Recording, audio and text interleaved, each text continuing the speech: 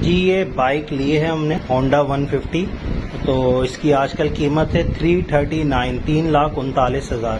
پر اس میں ایک چیز آپ کو میں دکھاتا ہوں، یہ دیکھیں، یہ موٹر سائیکل جو ہم نے لی ہے 3,39,000 کی، یہ ہے 2,89,000 کی، اور اس پر جو ہم ٹیکس پے کر رہے ہیں وہ ہے 50,000 روپیہ۔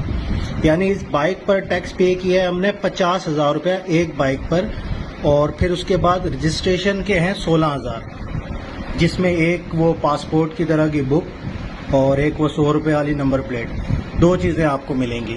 یعنی ایک بائک لینے پر ہم نے 66,000 گورنمنٹ کو دیے۔ اس کے بعد پھر جب ہم نے اس میں پیٹرول ڈالا 1,500 کا، تو اس میں 450 گورنمنٹ کو دیے۔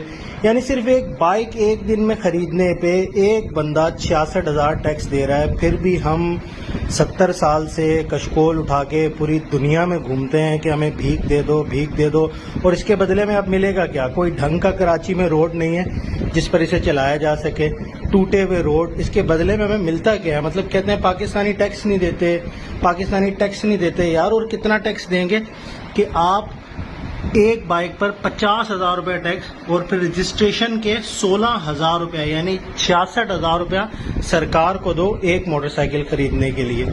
عجیب ہے یار، اس کے بعد بھی کوئی فیسلٹی نہ ملے تو پھر آپ خود سوچ سکتے ہیں ہم کہاں جی رہے ہیں۔